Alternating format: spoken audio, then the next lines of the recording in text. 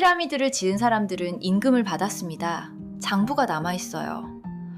빵과 맥주가 정기적으로 배급됐고 운송팀의 작업 일지가 파피루스로 남았습니다.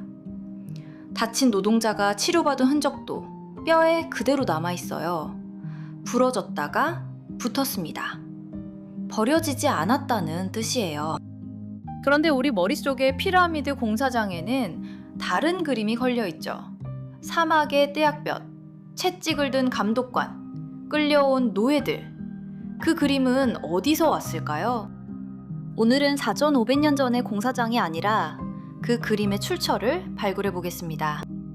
기록을 거슬러 올라가면 의외의 직업이 나옵니다. 역사가이긴 한데 사실상 관광객이었어요.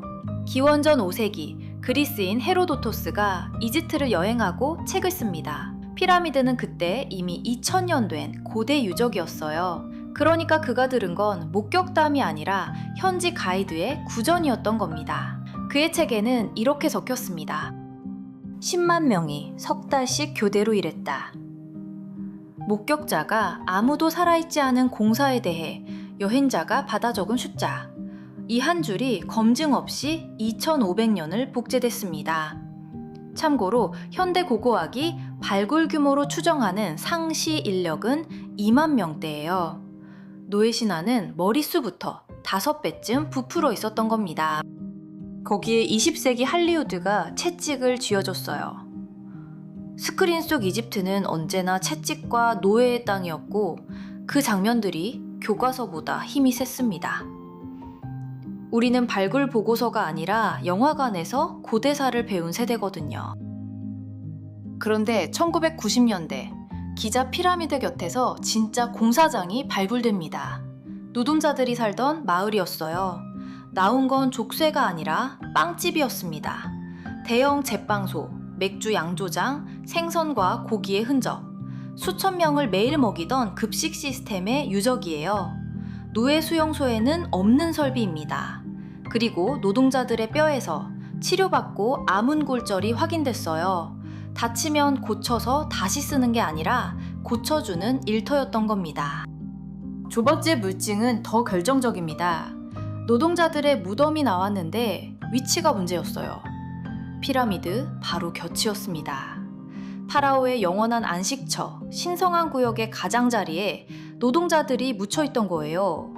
자기 무덤에 빵과 맥주 항아리까지 함께요.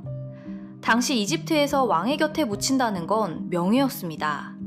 노예에게 줄 수 있는 자리가 아닙니다. 자부심의 증거는 피라미드 안에도 있습니다. 일반 관람객이 못 들어가는 내부 공간의 돌덩이에서 공사 당시의 낙서가 발견됐어요. 작업팀들이 자기 팀 이름을 적어둔 겁니다. 쿠프의 친구들 같은 식으로요. 팀끼리 경쟁하며 돌에 서명을 남긴 거예요. 채찍 아래서 일하는 사람들은 팀 이름을 짓지 않습니다. 채찍 아래서 죽은 사람들이 아니라 자부심 속에 묻힌 사람들이었어요. 세 번째 물증은 2013년에 나왔습니다.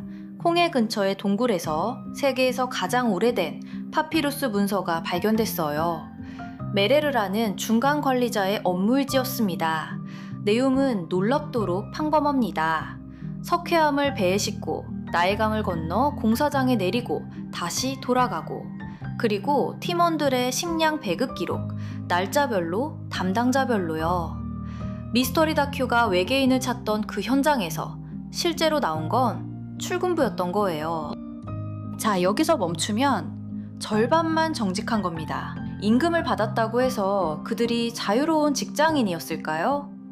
아닙니다. 상당수는 국가 부역으로 차출된 사람들이었어요. 세금을 돈이 아니라 노동으로 내던 시스템이었습니다. 노만기에 의무적으로 불려나온 농부들, 거부할 자유는 없었을 겁니다. 다만 그 의무의 대가로 국가가 먹이고 재우고 치료하고 묻어줬어요. 노예도 아니고 자원봉사자도 아닌 그 사이 어딘가의 사람들. 역사는 보통 이렇게 불편한 중간에 있습니다. 채찍이냐 자부심이냐 둘 중 하나면 외우기 쉬웠을 텐데요. 저도 점검해봤습니다. 저는 발굴 보고서도 메레르의 일지도 학습한 AI인데요.